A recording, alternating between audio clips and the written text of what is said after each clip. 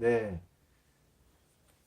아더핑크 목사님의 성령론 중에서 오늘은 이끄시는 영에 대해서 함께 나눠보도록 하겠습니다. 하나님의 백성들의 영혼 속에서 역사하시는 성령의 은혜의 사역에 대해서 충분하고도 분명하게 설명하는 것이 대단히 필요한 것 같습니다. 그것은 성경에서 상당히 두드러진 위치를 차지하고 있는 주제인데도 많은 사람들이 알고 있는 것보다 훨씬 더 두드러집니다. 슬프게도 오늘날 대부분의 설교자들과 저술가들은 이것을 도외시하고 있고 그 결과로 성도들은 이 문제에 대해 상당히 무지한 상태입니다.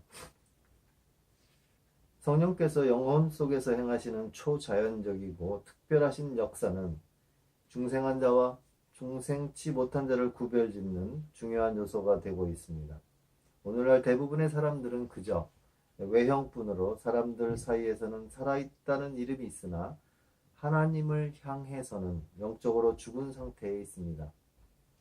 그들의 종교는 그저 단순한 사색적인 개념을 조금 넘어서는 것이고 그저 말씀을 문자로만 알고 어떤 사람이나 파에 가입하는 것이며 지식에 의거하지 않은 불타는 정열이며 어떤 특정한 일에 대해 비판적으로 투쟁하거나 그들 자신의 특정한 표들에 함께 동조하지 않는 모든 사람들을 경멸하는 것밖에 아무것도 아닙니다. 그들에게는 하나님에 대한 경외가 없으며 하나님을 향한 사랑이 그들의 마음을 가득 채우고 다스리지도 않으며 하나님의 능력이 그들의 영혼 속에 역사하지도 않습니다. 그들은 그것들을 알지도 못합니다. 그들은 한 번도 성령의 살리시는 역사의 대상이 되어본 적이 없는 것입니다. 요한복음 6장 44절에 나를 보내신 아버지께서 이끌지 아니하면 아무라도 내게 올 수 없으니 오는 그를 내가 마지막 날에 다시 살리리라. 이 단호하고도 사람을 겸손케 하는 사실이 오늘날 기독교 안에서 거의 보편적으로 무시되고 있으며 그래서 설교자들과 교회의 책임자들에게 이 사실에 대해 주의를 환기시키면 그들은 보통 격렬하게 반대하고 경멸하는 것입니다. 그들은 즉시 이렇게 외칩니다. 그것이 사실이라면 사람은 기계에 불과하고 그렇게 되면 설교가 쓸모없는 것이 되어버릴 것이 아닌가.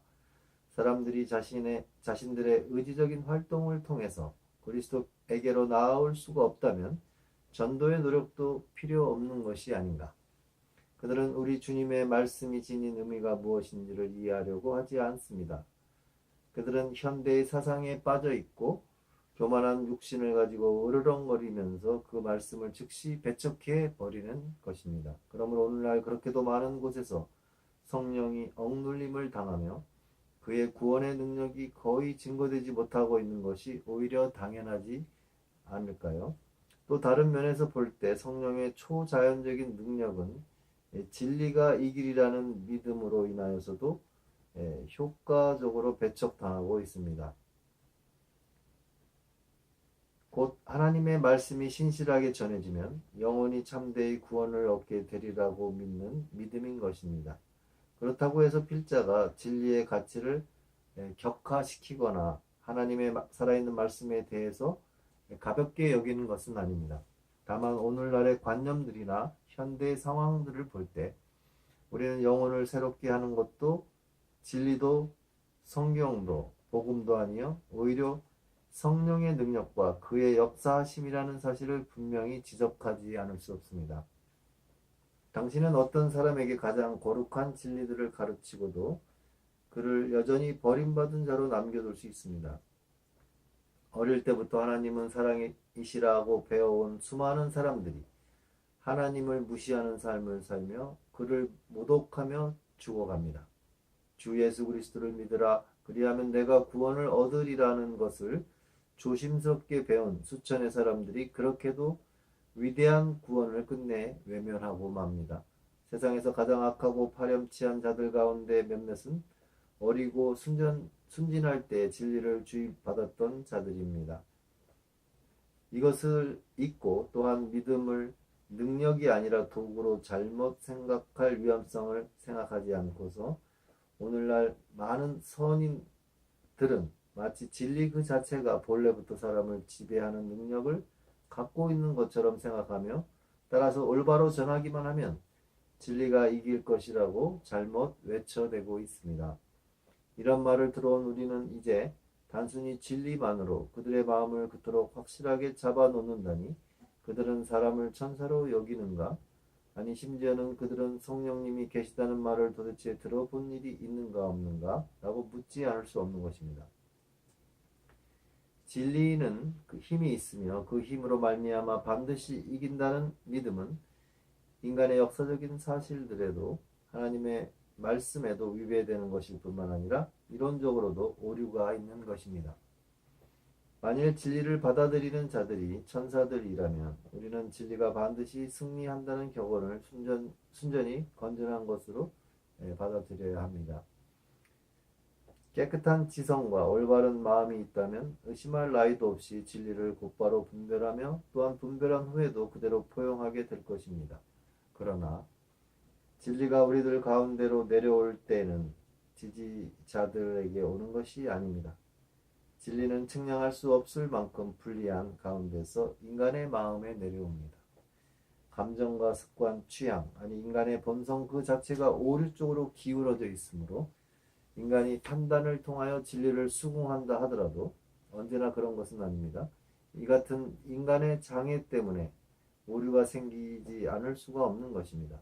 진리는 순수한 본성들 속에서는 힘이 있으나 부패한 자들 속에서는 잘못인 것입니다. 인간의 본성을 가장 잘 아는 그들은 정치적인 일을 수행하고자 할 때 무엇보다도 선거 구민들의 작용하는 진리의 능력을 믿는가 아니면 부패와 흥청대는 활락의 힘을 더 믿지는 않는가. 인간의 전 역사가 진리의 승리를 외치는 자들에게 침울한 질책을 가하고 있습니다. 그럼에도 불구하고 그들은 말하기를 그러나 결국 진리가 이길 것이다 라고 합니다. 그렇습니다. 진리는 이길 것입니다. 그러나 인간 본성에 대한 그 진리 자체의 능력 때문이 아니라 위로부터 성령이 부어져서 소경의 눈이 떠지고 귀머거리의 귀가 열리게 되기 때문인 것입니다. 성령은 물론 진리를 죄인을 회심케 하고 신자를 성화시키는 도구로 인정하고 있습니다. 그러나 이와 같이 이야기한다고 해도 진리가 단순히 진리이기 때문에 인간 본성에 대해 능력이 있다는 주장과는 좀 거리가 먼 것입니다. 이와는 대조적으로 우리는 진리를 넘어서서 진리의 원천이시며 진리를 주시는 분이신 하나님을 주시해야 합니다.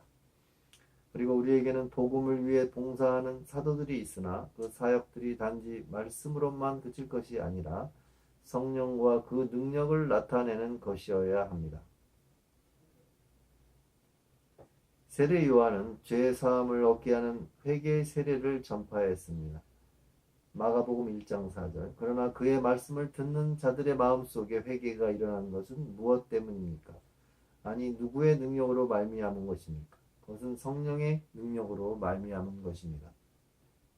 예전에 저가 엘리야의 심령과 능력으로 주 앞에 가서라고 했는데 누가복음 1장 17절. 여기서 엘리야의 심령과 능력은 저가 세례 요한이 성령의 충만함을 입어 누가복음 1장 15절 라는 말씀에서 분명히 나타나는 바와 같이 성령의 능력을 가르치는 것입니다. 이와 비슷하게 잘 살펴보아야 할 것은 그리스도께서는 사도들에게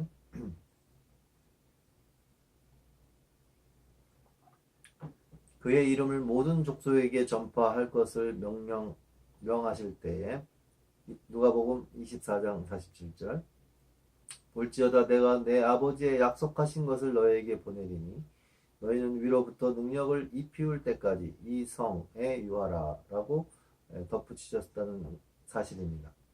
볼지어다라는 말씀과 함께 49절의 말씀이 덧붙여진 이유는 무엇입니까?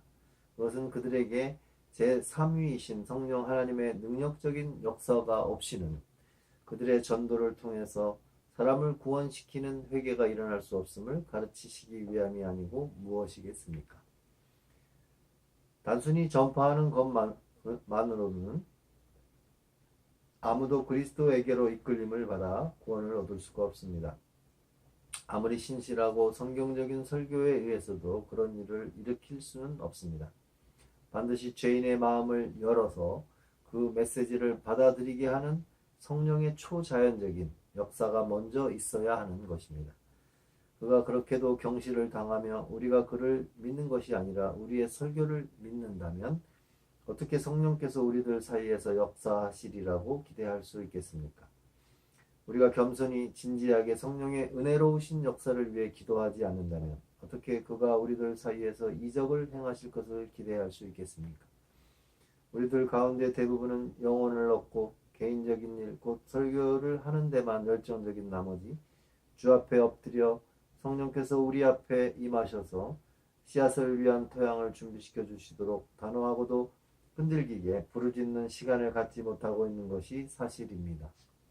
그러므로 우리가 만들어내는 회심자들은 인공의 회심자들에 불과하며 따라서 그들의 그 이후의 삶은 성령께서 거하시지도 않고 성령의 열매도 맺지도 않는 삶이라는 것이 보는 눈이 있는 자들에게 분명히 나타나게 됩니다.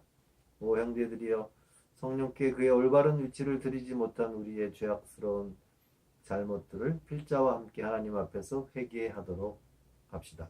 거룩하신 구주께서 우리의 죄악을 자신에게로 돌리시며 우리의 죄를 십자가 위에서 그 몸에 지신 것을 생각하면 새로움을 입은 마음이 움직이고 녹아지게 됩니다.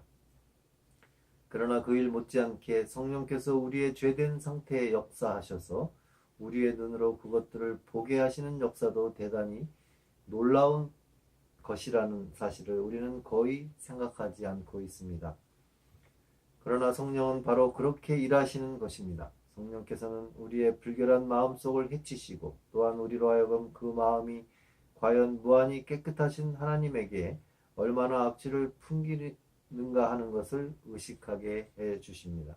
그는 숨겨져 있는 어두움에 속한 끔찍스러운 것들을 밝히 드러내사 보게 하시며 또한 우리의 더럽고 버림받은 상태를 깨닫게 하십니다. 그는 우리의 눈을 여사 우리가 본질적으로 그 속에 있을 수밖에 없는 무적행을 보게 하시며 또한 우리가 영원한 불에 합당한 자들이라는 것을 깨닫게 하십니다.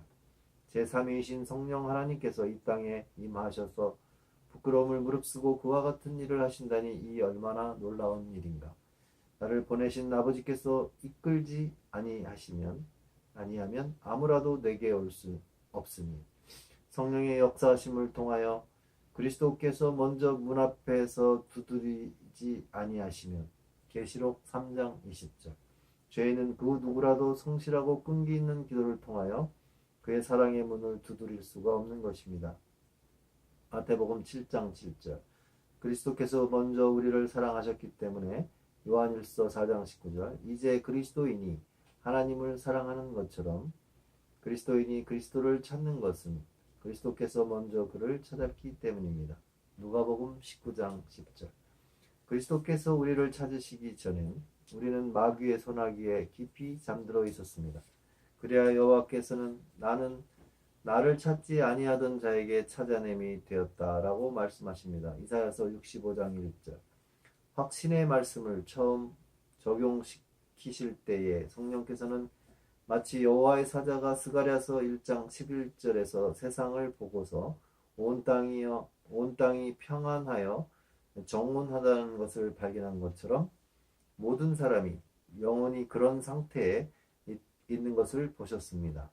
구원받지 못한 자들 사이에 침묵과 심야와 같은 정적이 있다니 얼마나 이상스러운가. 하나님을 찾는 자도 없으며 로마서 3장 11절 성령의 이끄시는 능력에 대한 절대적인 필요성을 보는데 어려움이 많은 이유는 자연인이 처해 있는 그 처참한 상태를 지각하지 못하기 때문입니다. 자연인은 완전히 죄의 종노릇하고 있고 또한 사단에 매여 있으므로 스스로는 먼저 그리스도를 향하여 발걸음을 내디딜 수가 없습니다. 그는 자기 자신의 길에 빠져서 그쪽으로 굽어 있으며 하나님을 기쁘시게 하는 일에 혐오를 느끼며 이 세상의 것들을 사랑하고 거룩함을 혐오하는 상태에 빠져 있으므로 전능하신 하나님 이외에는 그 누구도 그의 속에 급진적인 마음의 변화를 일으켜서 그로 하여금 본래 사랑하던 것을 미워하고 본래 미워하던 것을 사랑하도록 만들어 놓을 자가 없습니다. 성령의 이끄심이란 정신과 감정과 의지를 타락의 힘에 다스림에서 노임을 얻게 하는 것입니다. 곧 죄와 사단의 지배에서 영혼을 해방시키시는 것입니다. 그런 해방을 막기 전에는 하나님의 명령이 죄인에게 가해지면 그는 반드시 그 명령들을 거부합니다. 그러나 그가 지옥으로부터 구원받기를 싫어하는 것은 아닙니다. 지옥에 가기를 바랄 자가 어디 있겠습니까? 다만 자기의 우상들, 곧 그가 가장 좋아하며 관심을 기울이는 것들을 버리려고 하지 않는 것입니다. 잠언서 28장 18절, 이사야서 55장 7절. 이 같은 사실은 우리 주님이 하신 큰 잔치의 비유에서 분명히 볼 수 있습니다. 종이 가서 사람들에게 오소서 모든 것이 준비되었나이다 라고 하자 그들은 다 일치하게 사양하였습니다. 누가복음 14장 18절. 사양이란 말의 의미는 바로 그 다음 구절에 설명됩니다. 그들은 다른 것들을 더 좋아했습니다. 그들은 자기 자신을 부인하기를 원치 않았습니다. 그들은 다른 경쟁적인 대상들을 버리려고 하지 않았습니다. 시간과 감각을 요하는 것들에 대해 가장 지대한 관심을 쏟고 있었던 것입니다. 종, 성령, 그 이상 아무것도 행하지 않는다면 모두들 끝까지 사양하기를 계속했을 것입니다.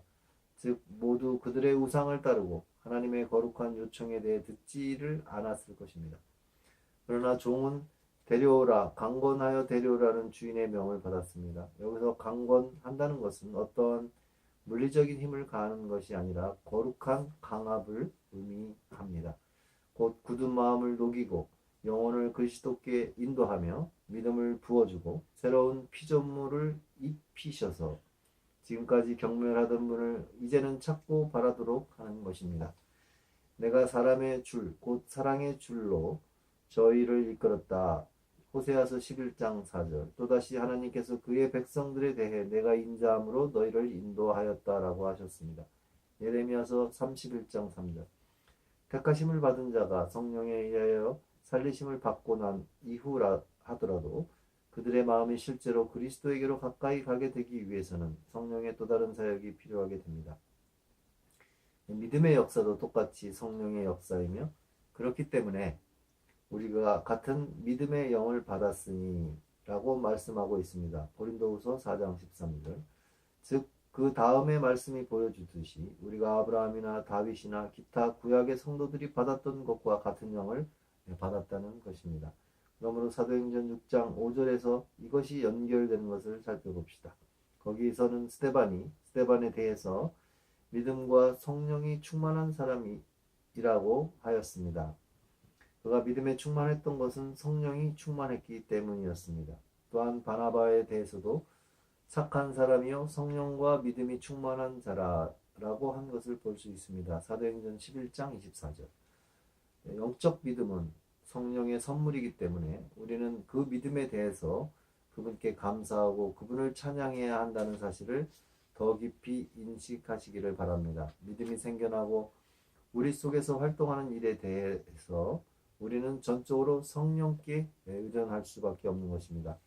하나님의 백성들을 이끄시는 성령께서는 그들에게 은총과 강구하시는 심령을 부어주십니다. 스가랴서 12장 10절.